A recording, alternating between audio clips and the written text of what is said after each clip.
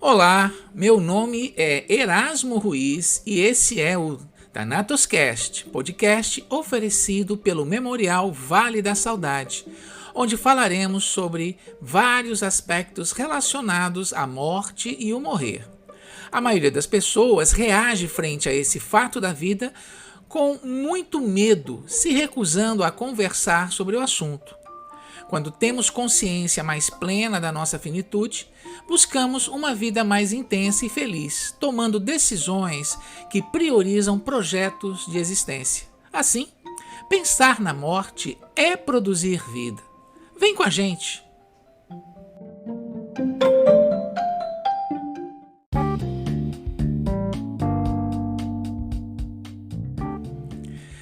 Thanatos Cast. Tudo o que você queria saber sobre a morte, mas não tinha coragem de perguntar.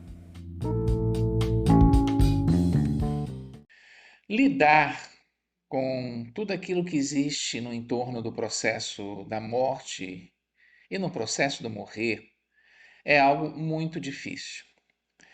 Eu posso estar dizendo para você uma coisa meio óbvia, né? Lidar com a morte é muito difícil, mas essa frase não é um clichê. Ela impacta de muitas formas na vida de todos nós e temos muitas maneiras diferentes de reagir a essa afirmativa. Mas talvez um dos lugares mais difíceis para a gente lidar com a problemática da morte seja no cotidiano dos hospitais. Então eu vou contar uma história para vocês que eu presenciei. Embora a morte seja algo muito triste, muito impactante, isso vocês perceberão nessa história, ainda assim a gente pode aprender muito com essas situações. Então vamos começar, não é? Ela estava feliz. O bebê nascera com quase 4 quilos.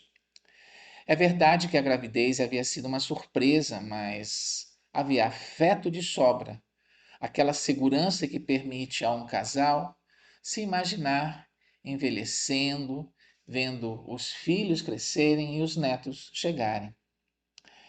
Eles eram pobres.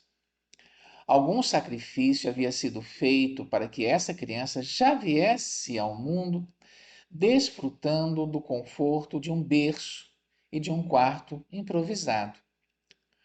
O garoto de 3 anos agora iria dormir mais no cantinho, para que o berço pudesse compor o diminuto espaço, mas estar no centro dele.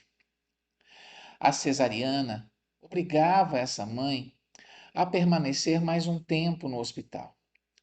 Visitas vieram, todos acharam a criança linda, todos profetizaram sonhos.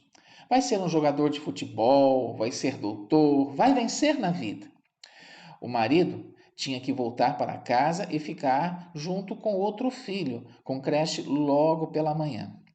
Partiu assobiando o hino do time do seu coração. À noite, o olhar embevecido daquela mãe recebe o bebê para alimentá-lo mais uma vez. As mulheres dizem que a sensação de amamentar é intensa e muito, muito prazerosa. Ela relaxou e, sem que se apercebesse, adormeceu com a criança nos braços. Algum tempo depois, ela acorda.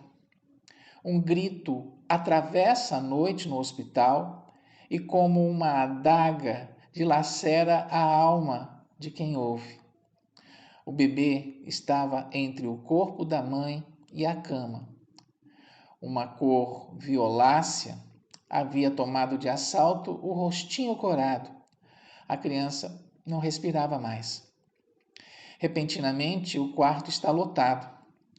A criança estava morta já há algum tempo. Nada mais poderia ser feito por ela naquele momento. A mãe, desesperada, entra na mais absoluta negação. arranca o bebê das mãos do médico e grita para que todos saiam. A enfermeira, tentando ser absolutamente solícita, avisa: Mãezinha, o bebê morreu, temos que levá-lo. Agora a mãe, ainda mais desesperada, chutava quem se aproximava dela. Meu bebê não morreu, saiam daqui, me deixem com meu filho, ele está com fome. Vocês não estão ouvindo ele chorar? Alguém falou em alto e bom som que a mãe havia enlouquecido e precisava ser contida. Era um surto, com certeza, uma psicose puerperal.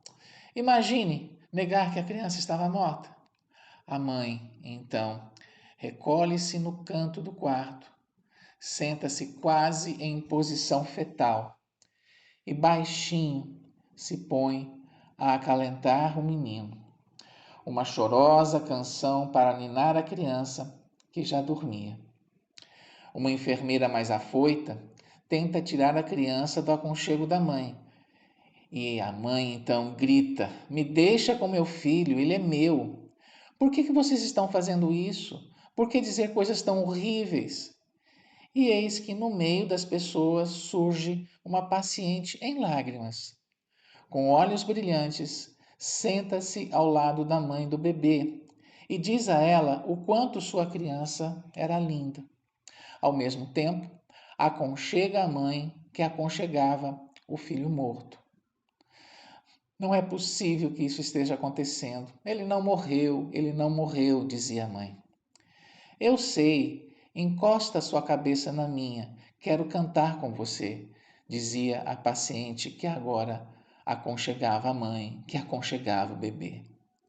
Por um momento, ninguém mais se atreveu a dizer absolutamente nada. Eram duas mães cantando. Eram duas mães acalentando um bebê que estava morto. Foram 30 minutos que pareciam durar por uma eternidade. Me abraça, tu sabes o que aconteceu, não sabe? Ele não morreu não, só virou anjinho. A mãe do bebê chorava baixinho agora. Uma hora havia se passado. Agora ela estava preparada para chegar a dizer adeus pela vida inteira. Médicos e enfermeiras foram saindo lentamente. Duas mulheres de branco agora não conseguiam mais conter as lágrimas. Uma delas saiu com uma estranha sensação. Tudo tinha acontecido de uma maneira muito rápida. Algo lhe dizia que tentar retirar o bebê morto das mãos da mãe havia sido algo terrível. E aquela imagem que lhe atormentava a mente, uma tatuagem no cérebro. As duas mulheres abraçadas, o bebê entre elas, o menino Jesus com duas virgens, que não teria que passar pela agonia de ser crucificado. Está escrito que existe um tempo para viver e outro para morrer. E mesmo para morrer, existe esse tempo que é muito especial.